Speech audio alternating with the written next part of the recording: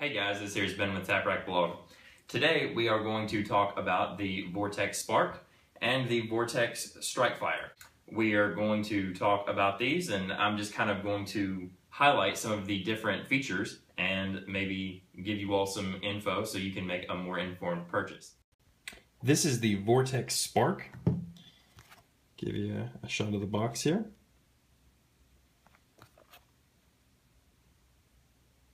If you guys want to pause and read that, you all can feel free to kind of give you the specs on it. The 2x magnifier, which this doesn't have the 2x magnifier on it in this picture. The 2x magnifier is this piece here, magnifies, and you would have to adjust the optic farther back in order to get the proper eye relief. But you can make that happen, just like so. You have some options when you're putting this on your gun. You have your high mount, and you have the spacer, and you have your low mount. Now, the low mount you can use with the spacer, or you can just use the high mount, or you can use the high mount with the spacer. If you only use this high mount, you're going to get an absolute co-witness. If you use the high mount with the spacer, you're going to get the lower 1/3 co-witness. The controls here are too easy. You've got your on and off on the side here. One click on, use the buttons here, turn it up, turn it down, and you've got this button to put it in night vision mode. Then you hold this button in. You just hold the power button in and the dot turns off. This is where your battery's at. You just take this case off and your battery's in there. You have your windage, elevation. Overall, controls are too easy. To get a little farther into the details of these optics, this optic without the base, it weighs 5.2 ounces. The reticle size, the dot size, which is red only, is 2 MOA. It is parallax free past 50 yards. Inside of 50 yards, it has a 1-inch margin. They claim that it is shockproof, waterproof, and it is nitrogen purged, which keeps the lenses from fogging up. The Strikefire is, it has a dot size, which you can change from red or green. It has a dot size of 4 MOA. It weighs 7.2 ounces. It takes the CR2 lithium. This takes the CR2354 battery. This takes the CR2 lithium.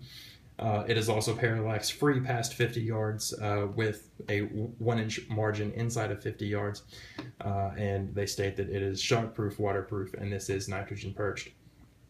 One of the things that I will talk to you about these on, this one, in order to take it on and off, you have to have a Allen wrench. This one you do not.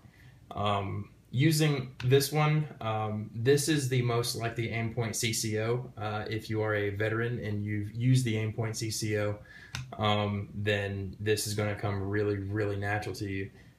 This, honestly, you know, looking through this and actually getting good sight pictures with this is a really, really easy optic. I mean, it really, really does the job well. And once you use this and then you go back to this, you're kind of going to find this bulky and a little bit cumbersome.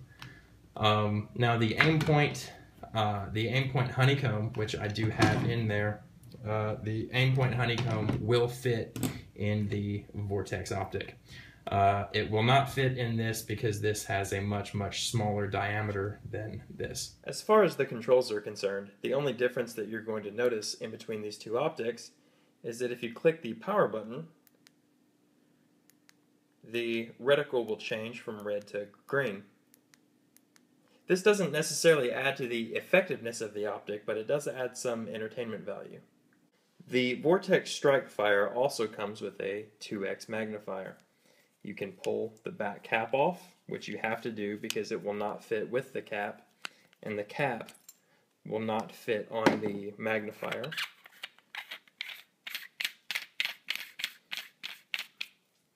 Put it on like so, there's your optic, and you've got the 2x magnifier with the red dot. Overall, I really don't have anything bad to say about these optics.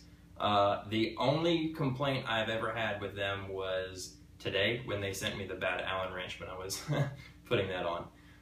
And if an Allen wrench is the only complaint that I have with a company, then I think they're doing good. For what you pay for these honestly, I think that these are the best optics that you can get for under $200. I really do look forward to getting this one out and, you know, sighting it in, shooting it, all that good stuff. And, you know, just kind of seeing how this thing does. And honestly, I have very, very high hopes for it. And I really don't think that it's going to disappoint. Thank you for watching this. I hope you guys enjoyed it. Please like, share, comment. You can give us a like on Facebook, or you can go to our blog at weapontheory.blogspot.com, and we will post something else for you soon. Thank you guys.